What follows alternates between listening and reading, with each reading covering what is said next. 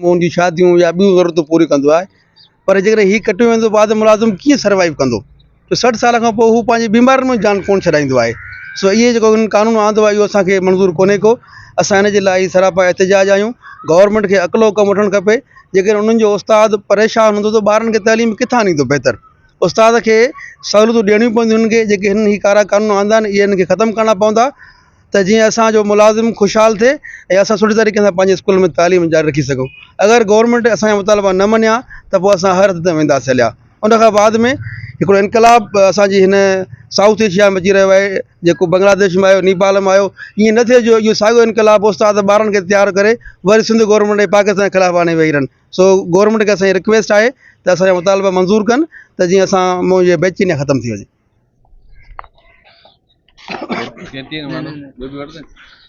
एहतिजाज जेको आहे अॼु जो न आहे, हीउ जेको आहे सो एहतिजाज तक़रीबन असांजे जून खां वठी करे जारी आहे।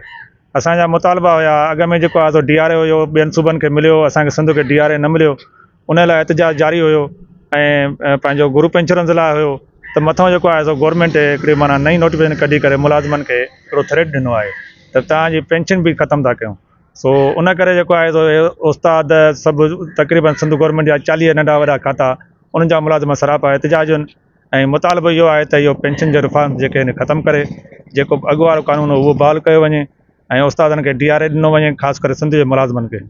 ऐं उनखां बाद में जेको रिटायरमेंट खां बाद में ग्रुप इंश्योरेंस ॾिनी वञे ऐं इहे असांजा मुतालबा आहिनि। गवर्नमेंट खे असां चिता था ॾियूं त जेकॾहिं मुतालबा न मञिया त असां एहतिजाज जो दाइरो अञा वधाईंदासीं। एहतिजाज इन सिलसिले में आहे त असांखे हुकूमत न त पहिरियां DRA न ॾिनो, हिन ग्रुप इंश्योरेंस न ॾिनो, बहितर असांजी पेंशन जी कटौती करे मुलाज़िमनि खां चादर बि कसी वई आहे। हीउ मुराद अली शाह जो असांजे सिंध सूबे सां किरदारु ईअं आहे जीअं ग़िज़ा में नितिन याहू जो किरदारु आहे। सो जो किरदारु ॿुधारे मुलाज़िम उन्हनि जा बचा हूंदा आहिनि, उन्हनि जा जी पेंशन वग़ैरह जूं मराहत वापसि करे, न त ॿी सूरत में असांजो दाइरो अञा वधंदो।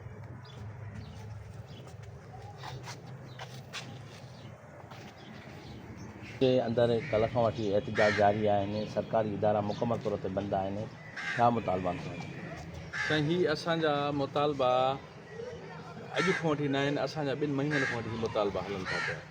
असांजो वफ़ाक़ी सरकार वफ़ाक़ी मुलाज़िमनि जे लाइ हिकिड़ो DRA 30% अनाउंस कयो हो, जंहिंखां पोइ असीं सिंध सूबे जे मुलाज़िमनि में डिमांड कई त जॾहिं पाकिस्तान जे अंदरि 2 सूबनि में हीअ अलाउंस ॾिनो थो वञे पियो, उनखां पोइ ग्रुप इंश्योरेंस असांजो पंहिंजो पैसो आहे उहो 2 सूबनि में ॾिनो थो वञे, बेन्युअल फंड ॾिनो थो वञे, त असांखे छो नथो ॾिनो वञे? असांजा इहे 4 मुतालबा असीं उन्हनि खे जेका सरकार खे लिखत में ॾिनासीं, पर थियो ईअं त उहे त पूरा न थिया।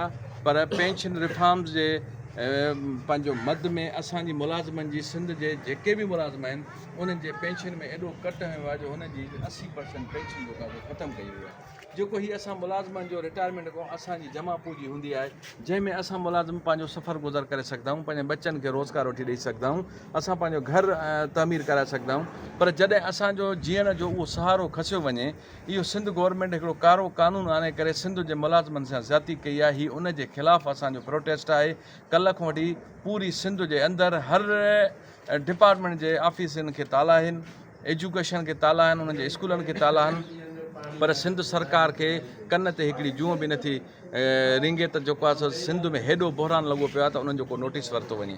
हीअ असांजो छंछरु ताईं एहतिजाज आहे तालाबंदी जो। इंशाअल्लाह जेकॾहिं सरकार इन में बि असांजो हीउ जेको आहे सो मुतालबा न मंज़ूरु कया, पेंशन जो निकितल नोटिफिकेशन वापसि न कयो वियो, त 6 तारीख़ ते 6 सेप्टेम्बर ते जेको कराची में 6 अक्टूबर ते कराची बिलावल हाउस जे साम्हूं जेको आहे असांजो धरनो आहे। लखे मुलाज़िम ईंदा ऐं इंशाअल्लाह पोइ उन्हनि खे को रोकण वारो न हूंदो। एसी ताईं उते धरनो जारी हूंदो जेसी ताईं सिंध जे मुलाज़िमनि जा मामला मसइला हल नथा कया वञनि, एसी ताईं जारी हूंदो। हीअ जेसी ताईं असांजे मुलाज़िमनि जो क़त्लेआम बंदि करे उनजो कारे कानून जो निकितल नोटिफिकेशन वापसि नथो वरितो वञे, एसी ताईं सिंध जा पूरा मुलाज़िम जेको सरापा एहतिजाज हूंदा। उहे गवर्नमेंट जेके कारा कानून पास कया आहिनि, जंहिंमें पेंशन रिफॉर्म थी वियो या DRA 2 सूबनि में मिलंदो असांखे नथो ॾिनो वञे, ऐं ॿियूं कुझु अहिड़ियूं मुराद जेके असांखे मिलणु खपनि नथियूं मिलनि, जीअं पेंशन थी वई, असांजा ग्रुप इंश्योरेंस थी वई, त इहे असांखे मिलणु खपनि, असांजो राइट आहे।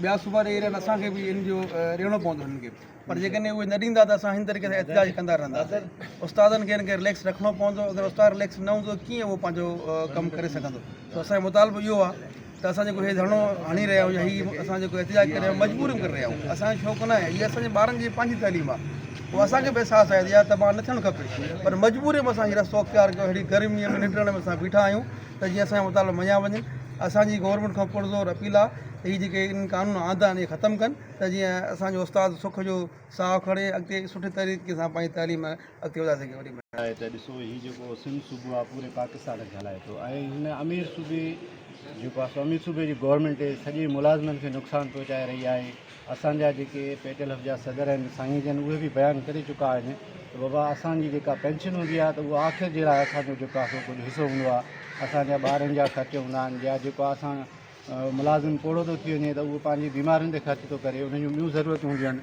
सो गवर्नमेंट खे रिक्वेस्ट आहे त हीअ जेके तव्हां कारा कानून आंदा आहिनि पाकिस्तान जे कंहिं बि हिसे में कंहिं बि सूबे में इहे जेको आहे सो कानून नथा हलनि तव्हां जेको आहे ॿिया सूबा हर जेको आहे सो अलाउंस खणी रहियो आहे असांजो DRA अलाउंस आहे मुलाज़िम मरी थो वञे उनखां पोइ तव्हां उनखे जेको आहे सो ग्रुप इंश्योरेंस ॾियो था ऐं जॾहिं उहो जीअरो